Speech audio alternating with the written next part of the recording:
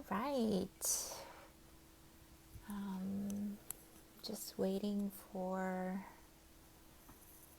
to get started. And we are going to be doing our Monday meals. And here comes, I believe, Sonya, and I'm gonna add.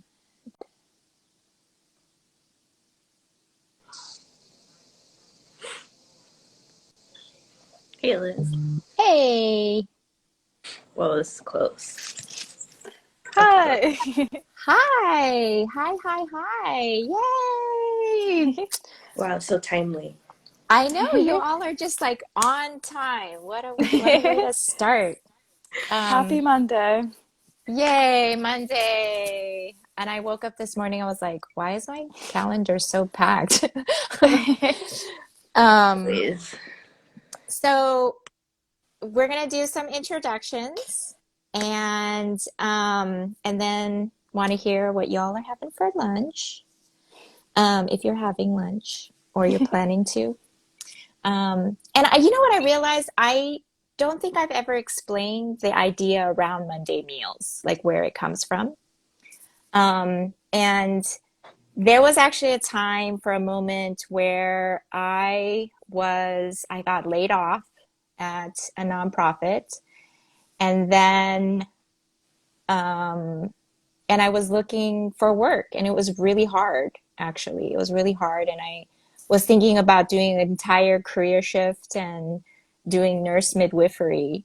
And Oh, oh, did we lose? it does look like we lost Cynthia. Yeah, we lost Cynthia for a second. Hopefully that helped her get Oh, in. she's back. Are Whoops. we back? Yeah, I Yay! don't know what Okay, happened. that's okay. And I was hustling like all our people do when things are tough. And I actually was cooking meals to sell on the side. And I Mm. would cook all day Sunday and I would sell it on Mondays. And I would deliver, and I called it Monday Meals. And I did it for like 3 or 4 months. And it really, yeah, my daughter's like, I remember that. And I used to call it Monday Meals because it was like a way for people to not have to worry about lunch on Mondays, like after a weekend. And it Mhm. was always super nutritious. And then that's where the idea came from, where this conversation every Monday at lunch could be Hey, about how we Sarah. could just like, she said, hey, Hi. hi, bye, that we could talk about stuff and like fill our hearts and fill our bellies and fill our minds with like a meal, right? At lunchtime. So this is our Monday meal to start us off at the week, and to just think about the things that are coming up and the ways in which we can get involved. So, we hear so many things like out there that's like catchy, quick 1 minute things that we see on Instagram or things like that. And I wanted this to be like us sitting down over a meal, just talking, right? So I love that.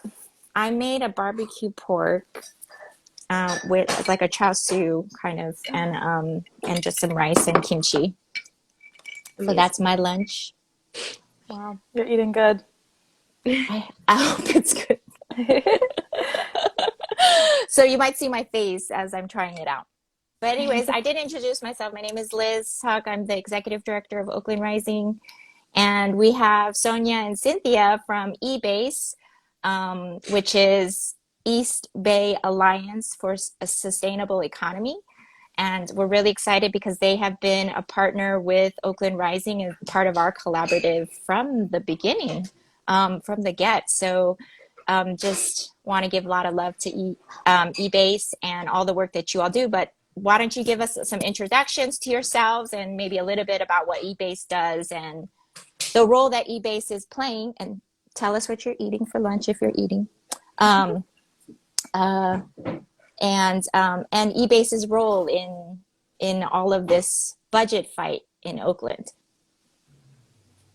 Yeah. So, Cynthia, want to go first? Sure. Yeah, I can go first. Hey, my name's Cynthia, she, her pronouns, organizer at EBASE. And for lunch, I'm having leftover soup and salad. Nice. And yeah, EBASE is a racial and economic justice policy organization here in Oakland and also based in Concord, working to lift up standards for low-wage workers, Black, brown immigrant workers here in Oakland. And I am Sonya. I also use she, her pronouns. I'm a researcher with EBASE, and I am not eating lunch right now because I'm loving the concept of these Monday meals because I really feel you on the after the weekend. I do not have my life together. I'm like, I opened my fridge and was like, oh my God, there's nothing that I could eat right now this second, so I'm just gonna wait. So I'm wishing that I had one of your Monday meals delivered to my house right now, but I'll figure it out in a little bit. I did eat one piece of tres leches cake that I had left over from my friend's birthday barbecue that I made yesterday. So that'll tide me over. That sounds like the perfect Monday lunch. Actually is. So as you all know, we're in the middle of, trying to fight for our budget for this city. And I think that oftentimes one of the questions I get a lot from folks are like, what does the budget actually have to do with protecting workers, right? And that always confuses me because I'm so deep in that work. But I think that a lot of people really need to know what that connection is, right? And what the budget can be used for in that direction. So I'm wondering, if you all could talk a little bit about that and the way that EBASE is thinking about it and Refund Coalition and the role that EBASE is playing in Refund's coalition to fight for a people's just recovery budget. Yeah, for sure. I mean, so EBASE is part of the Refund Coalition, which is a big coalition of all sorts of groups. Makes me really happy to see all, labor Yes. and housing groups and, racial justice groups and groups, all of us standing together and saying that, we need to reimagine what Oakland looks like. We need to, redistribute our resources away from this ineffective policing that we've been spending basically all our money on policing, and we need to, reimagine what public safety looks like and reinvest in our public services, reinvest in arts and culture, invest in housing, which Oaklanders, have all been naming as the top priority for years and years, and also invest in protecting workers. And I think, that's a big, for us, that's a really big part of what, public safety looks like. Good jobs are a part of public safety. And so we need to be redistributing our resources. And I feel like we have had a lot more people looking at the budget this year, I think, than in previous years because of the movement, because people in the streets have been calling to defund the police, and that's brought a lot of attention to the fact that the budget is a moral document, as, the faith organizers that we work with at EBASE are always naming that the budget is a moral document. It reflects our priorities. And one of those priorities for us, as well as, what EBASE really wants to lift up within that budget fight is protecting workers. And, I think you're right. It can be a little confusing of how the budget does that because we've made these laws that protect workers, and Cynthia can speak a lot more to, the fight that we've been in for years and years to pass laws like raising the minimum wage in Oakland, right? Like raising the standards for hotel workers through Measure Z, paid sick leave during the pandemic, recall rights. Again, during the pandemic, we responded really quickly and were part of coalitions to fight to make sure that workers were protected specifically within the economic devastation that the pandemic wrought. And so, people might think, okay, well, those laws are on the books, so what do we need? What do we need to do with the budget? But the reality is that those laws don't get enforced unless there's people to enforce them. And right now, there's not enough people to enforce them, and they're going unenforced. And there's, whole swaths of Oakland where wage theft is just hugely rampant. And of course, it's the Black and brown workers of Oakland that are bearing the brunt of that. It's immigrant Right. workers, it's women, it's people that bosses think that they can exploit and think they can take advantage of and won't know their rights. And we need the city to be stepping up to say it's not okay to exploit these workers. You can't just, pay them less than minimum wage for months and months on end. That's not okay, and you're not going to get away with that. And we need people who are equipped to investigate that. Yeah. So, Cynthia, I don't know if you want to speak more to what the situation on the ground is, but it's not enough, and we need more. We need more people to be doing the enforcement. We're asking for 5 new employees. Right now, there's only 3 people doing this investigation for all of Oakland, and that's just not enough. There's hundreds of workers that are having their thousands of workers. Thousands Yeah, of certainly. workers. We And know of hundreds that are having wage exactly theft, that and there must be EBASE way works. more. Yes, that EBASE works with hundreds of workers, but there are thousands of workers in Oakland. And I think we want to be really clear at this point. The reason why we only have 3 and not the full staff of 5 is that this administration continues to stall on it, right? They keep putting out this last year they put out this huge fear that we're going to run into a deficit. And in fact, the R&E reports, the revenue and expenditure reports, the actuals to budget report for Q3, quarter 3, just came out. And in fact, we are not in a deficit, right? And so them cutting and pausing and saying we can't actually hire for these positions is a false narrative. And so we are in the $30+ million that we are running in the black in our budget currently. And so, Cynthia, if you could talk a little bit about the work that EBASE did, and we helped run the civic engagement program around Measure Z to help with hotel workers and the establishment of Department of Workplace Enforcement Standards. So can you talk a little bit about that and where we're at with all of it? Yeah, totally. So, like we were saying, EBASE has been a part of all these coalitions advancing all these different economic and racial justice policies for the city of Oakland.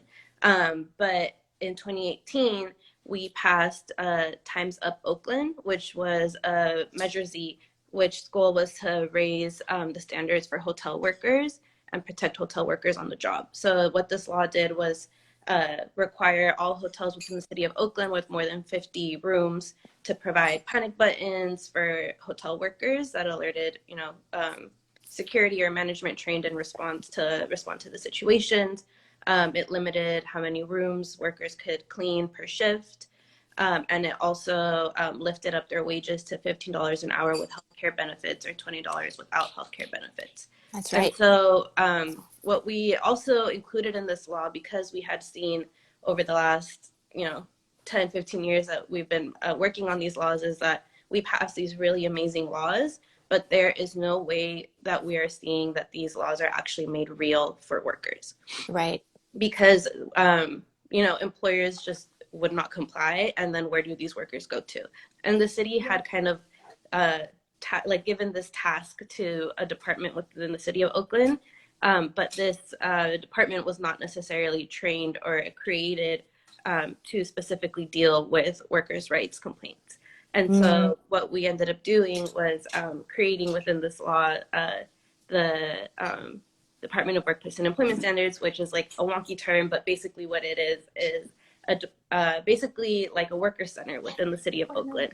And we really modeled this after Seattle and LA and Chicago. Santa Clara County has this, San Francisco has this, but basically is a department within the city of Oakland that operates as a worker center. That is, the vision for it is really to start to begin to build trust between workers and city agencies, where people can come and it's accessible, it's easy, and people can report violations of wage theft, of not getting their breaks, of being assigned to many rooms, of not getting paid their minimum wage, and follow up with these cases and do what we call strategic enforcement, where people are, this department works with community-based organizations to access workers, to get the information they need from these workplaces, to actually be able to make these laws real and make workers feel safe and like comfortable to be able to report these things,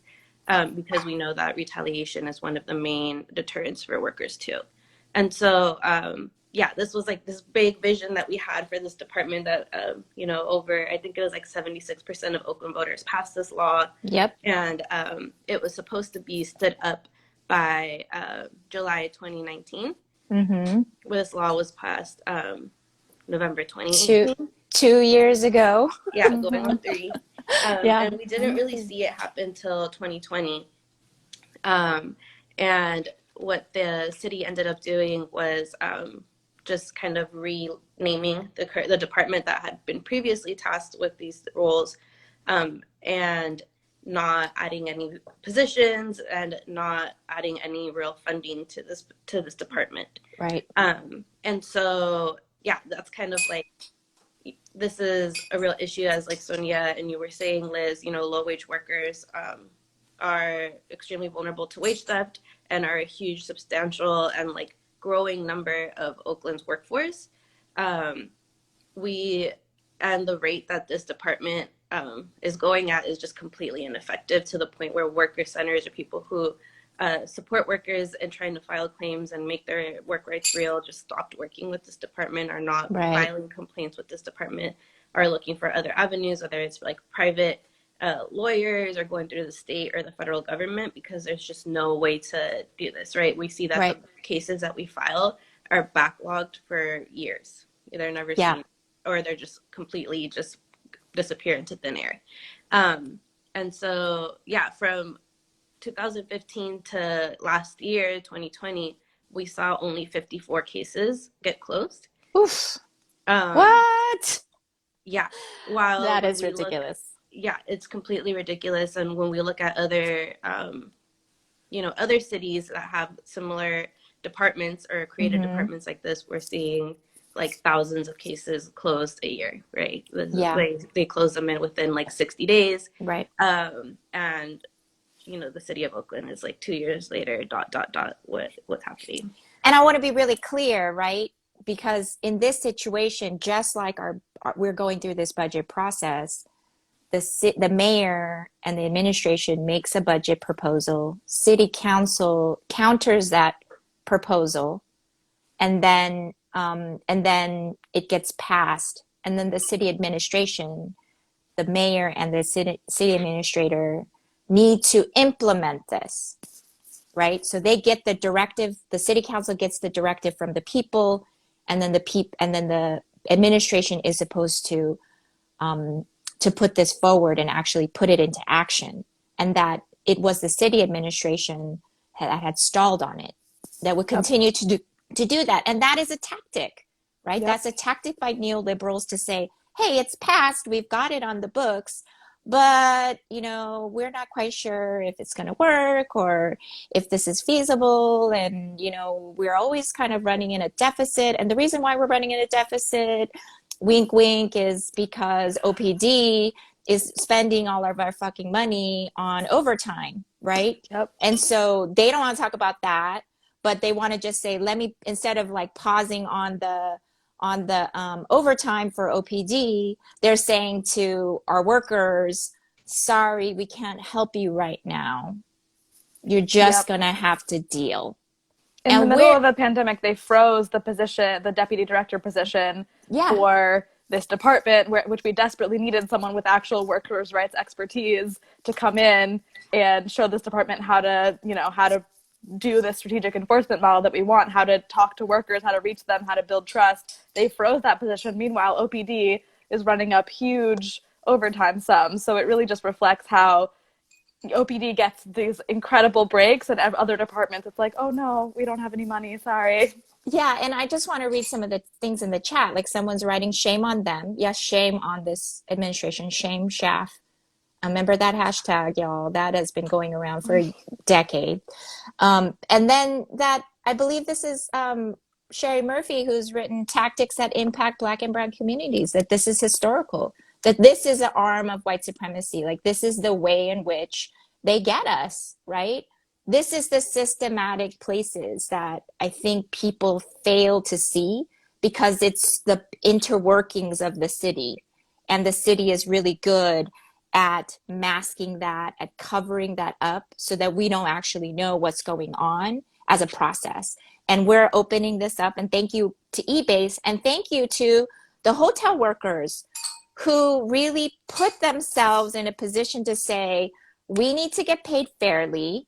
You need to take care of us, make sure that we're safe in our work, that we're not being overworked and exploited for the benefit of all the workers in Oakland, right? Like, this worker center isn't just going to benefit hotel workers, right, Cynthia? This is going to benefit all workers. This is for all low-wage workers within the city of Oakland. Yeah. They're implementing the paid sick leave that applies to all workers in Oakland. Yeah. And they're in charge of making sure that people get that paid sick leave, which we so desperately need people to have right now. Right. And could you say a little bit more about then this new budget that we're really trying to fight for the next 2 fiscal years, right? Because that's our budget fiscal cycle is 2 years, so 2021 to 2023. I'm wondering if you all could talk a little bit about what are the asks that EBASE and the Refund Coalition is really pushing for to be part of this budget, and the ways in which that then protects all low-wage workers in Oakland. And we have a lot of them, y'all. This city runs on low-wage work. And I want to be really clear, this is very different from framing, because words are important. This is not low skills. This is low wage. This means they're being paid less for the work that they do. And most of these people, we considered them essential during this pandemic, and we didn't take care of them. So what does that look like? Yeah, I really want to lift up that point because, for real, some of these jobs that are low wage, they are some of the hardest jobs that you will see people doing. Oh my God, hotel housekeeping is one of the hardest jobs that there is out there, and they deserve so much more. I know hella people out there. Let me just say this, Sonya. I know hella people out there. You hate changing your seats week to week because that shit is hard work. Imagine doing 10 of those an hour for 8-hour shift. Tell me that's hard. That's easy work.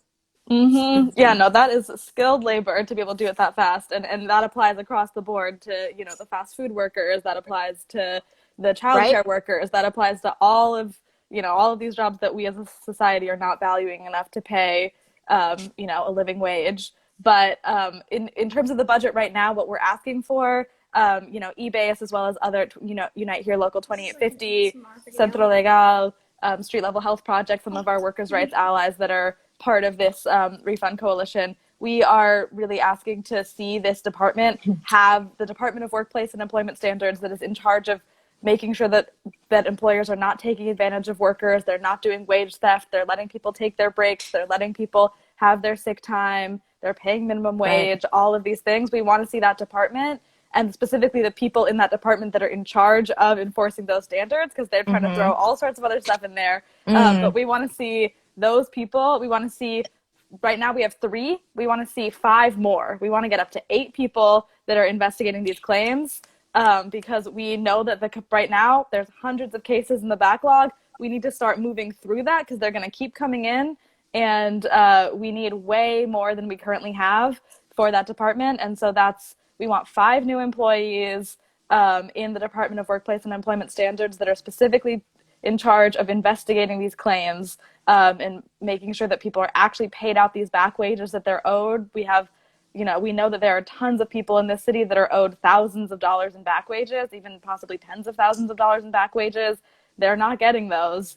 They're sitting there waiting. They're having, a lot of them are people who've been laid off during the pandemic. They're in extreme economic need, and the city is just, sitting on their case, waiting. We don't know what they're doing with it. So that is our ask, right? Is the main part of our ask is 5 new employees for the Department of Workplace and Employment Standards. We also want to see funding for community outreach to low-wage workers through the Fair Labor Oakland Coalition, because we know that the city is not outreaching to these workers and checking in with them, or not. It's the community organizations that are doing that. So Yeah, we and want to that's see. another way that the system gets us, right? Is that they Mm-hmm. just set up shop and then they wait for people to come to them.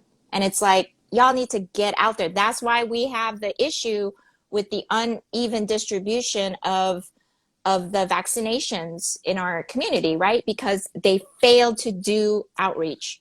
And I think Yep. that this is the way in which that they do that. This is how they kill us, y'all.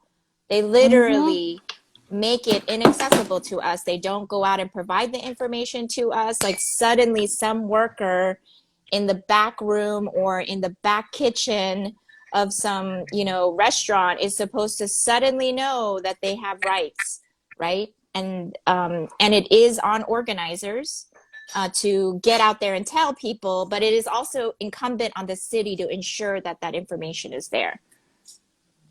Mm-hmm. Yes. Yeah, I think that piece is, I feel, even more important is that during the pandemic, we've seen a lot of people who are kind of, because they're laid off, a little bit more willing to go through, put themselves out there and put themselves at risk of retaliation to go Mm-hmm. forth with a claim process.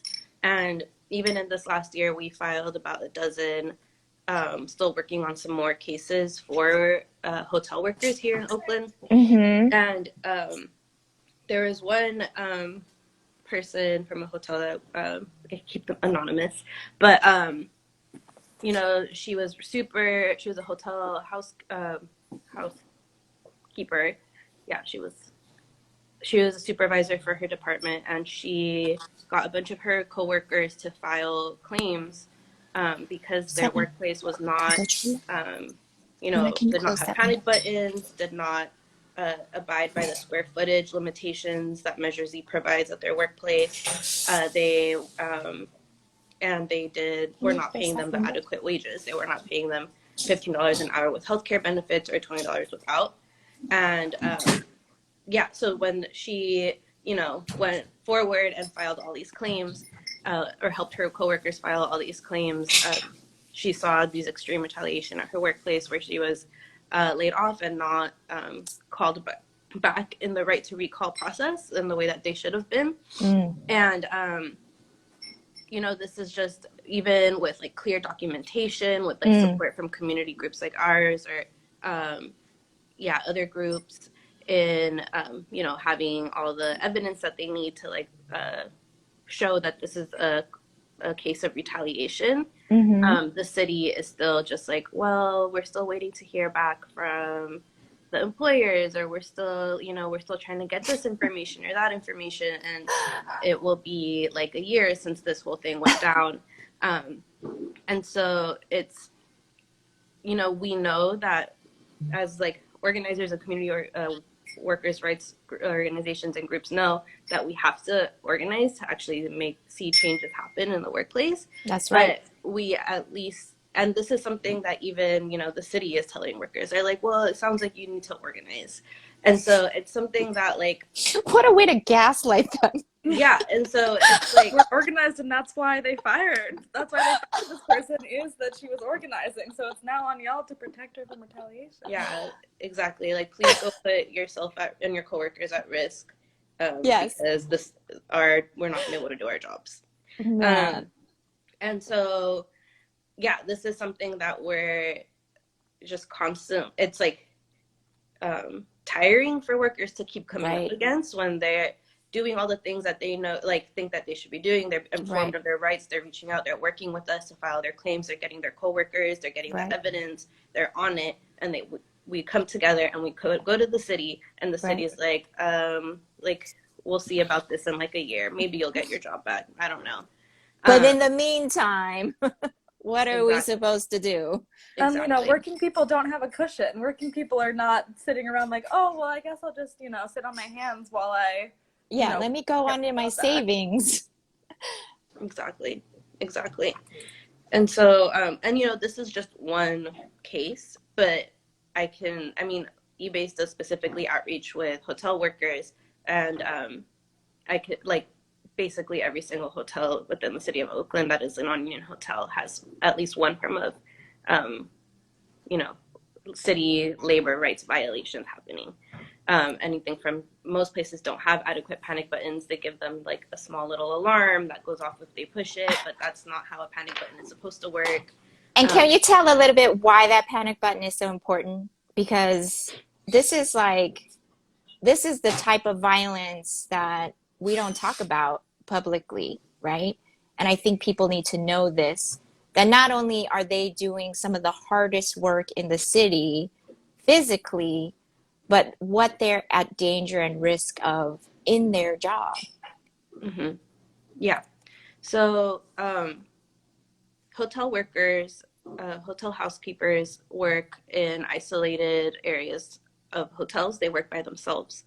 And hotel housekeepers experience high rates of sexual assault on the job. And this is from, national research, statewide research, and even our own like survey programs that we've done with Oakland workers. And people being really brave and coming like forward and talking about what happens in this industry.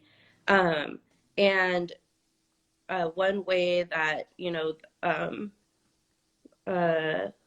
housekeepers have really said that has worked for certain hotels that have implemented these programs is having these panic buttons that aren't just alarm systems, that they don't just press a button and alarms go off, but it's a button that is actually silent, that has a GPS system embedded into it, where someone who is trained in response to situations of violence or sexual assault can come and respond to the situation. This can be management that is trained in how to respond, supervisors, security, if that hotel happens to have security. It does not contact the police. If people want to contact the police, that is something that they can do. They can file incident reports or claims if they feel that's the path they want to take. So this panic button is meant to provide support for workers that are often cleaning at night, or cleaning restrooms, or cleaning rooms, or entering rooms where, they knock housekeeping. Sometimes there's people in there and they are not responding, and they're right. Yeah. So there's like all these different situations that happen to people. And so this was one way that we felt that people could feel supported. There's more in that system that,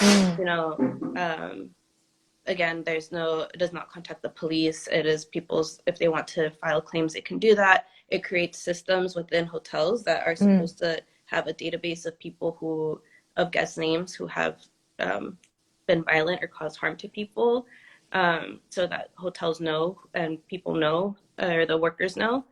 And it also, each room is supposed to have a plaque on the back of the door that says that the hotel housekeepers are equipped with this panic button to respond to situations, and that kind of behavior is not permitted inside of these hotels. And so the city administrator and the mayor, by not implementing DWS, the Department of Workplace and Employment Standards, that EBASE and the Refund Coalition are fighting for, to get 5 more, to create a team of 8 in that department. By doing that, they are complicit in the violence of these workers, like that they don't have an out in this, and they are not enforcing that. The city is complicit in the sexual assault of these workers. Absolutely. It's disgusting. Actually, Mayor Shaft endorsed Measure Z. Yeah, but that's what she's good at. Yeah. She's good at like fronting stuff. That's the neoliberal. That's the neoliberal agenda. You get out there, you pose, right? I taught my kids what poser meant the other day. Like posers, you get out there, you look the look, but what you actually do ain't the look, right? You just carry the look. That's all she got, is the look. And in fact, what then she does is complicit to rape and sexual violence of hotel workers, and the exploitation of all low-wage workers in Oakland. She is complicit in that. Let's shake that off, because that is heavy, y'all. I feel that in my arms. I feel that in my body. So, like, shake that one off. Breathe that one off, y'all. I wonder, is there any more demands that folks are asking for with for refund for protection of workers, and what we can and I'll talk a little bit about like what's coming up for people that get involved, and like how they can contact and how they can get involved with pushing for these pieces specific to workers' rights. Yeah, I mean, so those are really our the focus of our demands is around Okay. this issue of, you know, protecting our workers from violence, protecting our workers from wage theft, protecting workers from exploitation. And I want to be really clear about it that like these are that bosses think they can get away with this because they think that these are vulnerable people that are, you know, it's a lot of Latina and Black workers, a lot of women, a lot of immigrants, and bosses think that they can just get away with this. And what the administration is telling them right now is, yeah, you can. It's you know, that's we're not going to invest in enforcing that.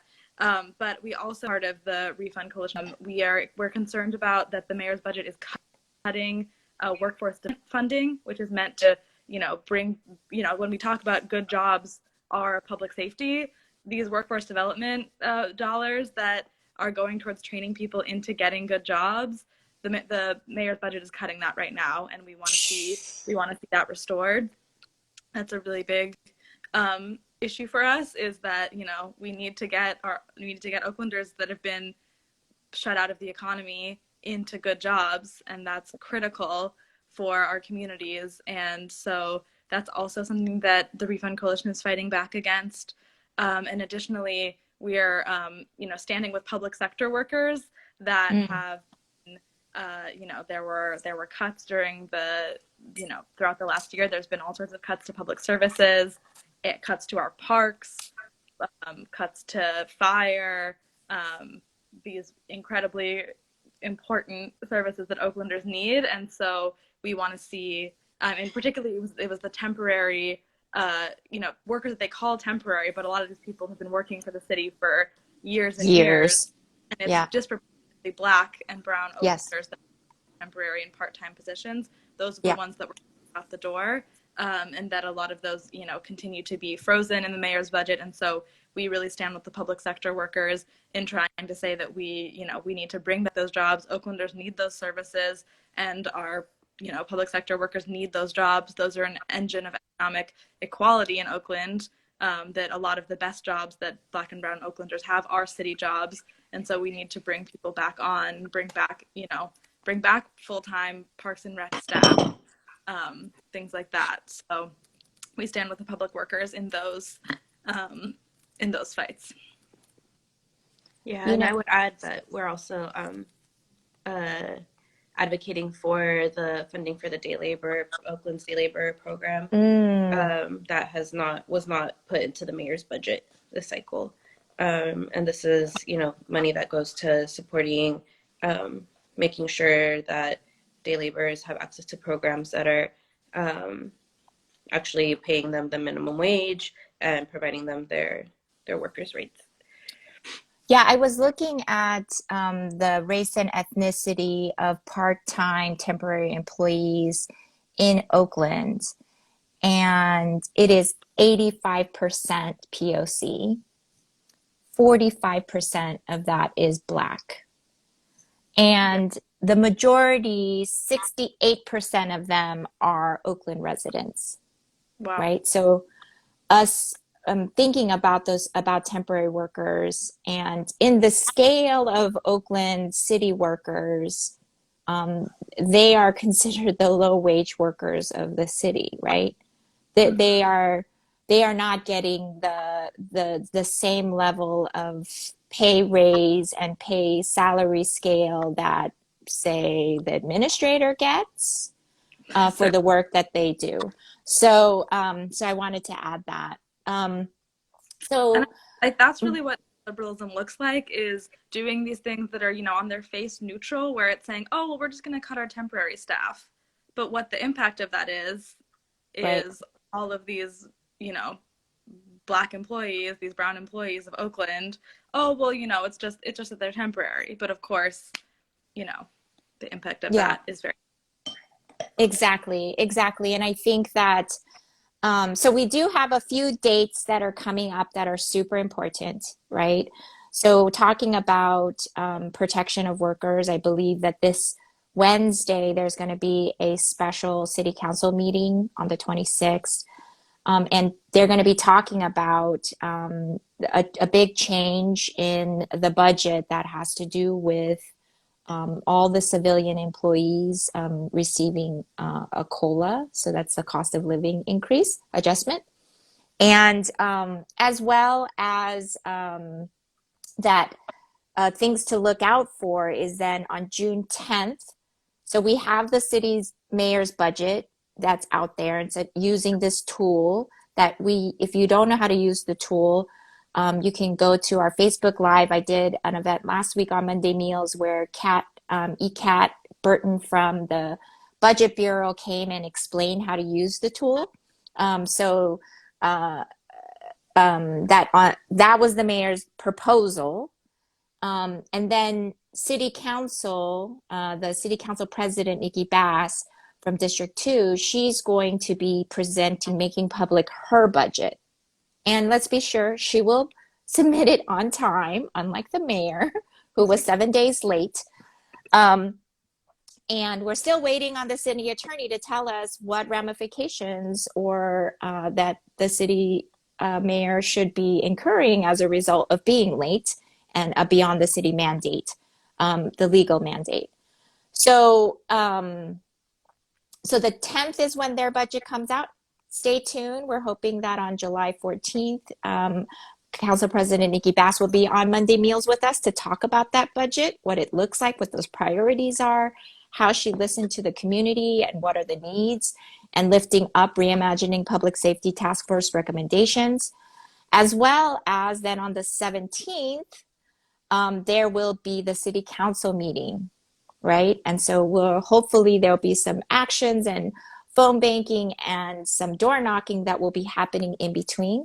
So on June 5th, it's a Saturday, not this Saturday because the holiday, but the Saturday after, we'll be walking in districts 2 and 4, as well as 5, 6, and 7. We walked in D1 and 3 this past weekend. Cynthia was there. Woo! It was so good to see Cynthia in person to do that because we've been doing our volunteer work together for a really long time, for a few years now, right, Cynthia? Yeah. So it was really good to see you there. And we're going to be doing that again on the 5th, where we're going to send folks out to door knock and talk to people about the budget face to face. So if y'all want to get down with that, check out the Refund Coalition Facebook page and check out EBASE. You want to throw out the EBASE website and all of the handles, the social medias? Yeah. So I'm live I right think now so. on the EBASE Instagram, so you can follow this at Working East Bay. There will be a Facebook event, so I think the best way to stay in touch with the door knocking is on Facebook. If you follow the Refund Coalition on Facebook, or also look up East Bay Alliance for a Sustainable Economy on Facebook, EBASE. But we do have an Instagram as well, so follow us there. And yeah, anything else that we should plug? You can also go to our website, but we're not as good at putting every single event up there, so I would stick with Facebook if you really want the Facebook and Instagram if you want the minute to minute. The minute to minute, yes. And we'll post it. We'll continue posting. Oakland Rising definitely will be on IG. We'll be doing it on Twitter and Facebook, all of our event posting. And I'll just give like big props to my comms team, the Oakland Rising comms team, because they are pretty good at keeping things up to date on our website. So you could check out our blog. I just put up a blog that I wrote about what liberation looks like for all of us. So connecting my family's personal story and around U.S.-backed dictatorship in South Korea to the movement of liberation of the people for Palestine, and also the connection to policing and over-policing in Oakland. So those connections across 3 continents, and really want folks to check that out. So go check out our website because we have You can follow a lot of stuff that's been going on there, as well as all of our socials. So thank you so much. I feel full. I feel really full from this conversation. Sonya and Cynthia, thank you for your time. Thank you for your work and advocating for hotel workers here in Oakland and low wage workers for across the city. Yes, Thank you so much for for having coming. us. Yep, enjoy your lunch. I'm about to finish mine. Yeah, I feel full even though I didn't eat any food. Get that tres leches. Yes. Okay, bye you all. Thank Well, you. thank you all. Bye. Thank you everybody for joining.